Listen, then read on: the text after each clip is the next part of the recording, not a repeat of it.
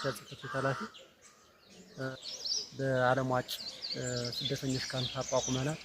12ቱ እያንዳንዳቸው ከ50 እና እስከ 120 የሚደርስ አባል አላቸው እያንዳንዳቸው ማህበር።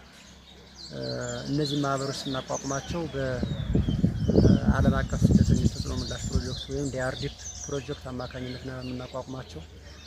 የተቋቋመው ከነሐሴ 1 ጀምሮ እስከ ነሐሴ 30 ማህበሩን አቋቁመን ጨርሰናል።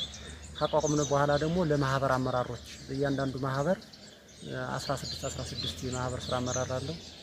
እነሱን የስራ አመራሮችን አሰልጥኖ ወደ ስራ ለማስገባት ነው ዋና ዓላማው ስልጠናው። እንግዲህ በስልጠናው ዝርዝር ተግባራቶች አሉት ወይም ደግሞ የስልጠና ዝርዝር ርዕሶች አሉት። ሰፋ ያሉ ስልጠናዎች ይሰጣሉ። በሶስት ነው በዋናነት በሶስት የስልጠና ርዕሶች ነው የሚሰጥ። የመጀመሪያው ማህበሩ ሲቋቋም ስለ ማህበሩ የስራ አመራር እንዴት ማህበሩን መምራት እንዳለበት፣ ማህበሩ እንዴት ማስተዳደር እንዳለበት ይሄ አንዱ የስልጠና ርዕስ ነው። ሁለተኛ ከማህበሩ አመራሮች የሚያበቃ ስልጠና ከተሰጠ በኋላ እነሱን አብቅቶ ወደ ስራ ከገቡ ደግሞ ስለ ግብይት ጽንሰ ሀሳብ ይሰጣል። ማህበሩ በዋናነት ሸቀጣ ሸቀጦችን ያቀርባል። ሸቀጣ ሸቀጦችን ካቀረበ በኋላ በግብርና ምርትና በኢንዱስትሪ ምርት ነው የሚያቀርቡ ማህበሮቹ። እነዚህ ለስደተኛ ነዋሪዎቹ በተመጣጣኝ ዋጋ እንዲያቀርቡ ነው የሚደረግ። ይህ ስልጠና ስለ ግብይት ጽንሰ ሀሳብ የሁለተኛው ርዕስ ሆኖ የስልጠና ርዕስ ሆኖ ስልጠናው ይሰጣል ማለት ነው። በሶስተኛ ደረጃ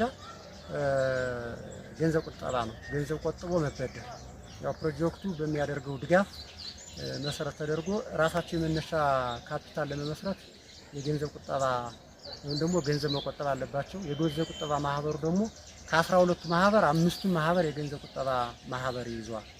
እነዚህ 5 ማህበሮች ደግሞ ሊሰሩት የሚችሉ አባሉ ይቆጥባል፣ የመነሻ ካፒታል ይይዛል።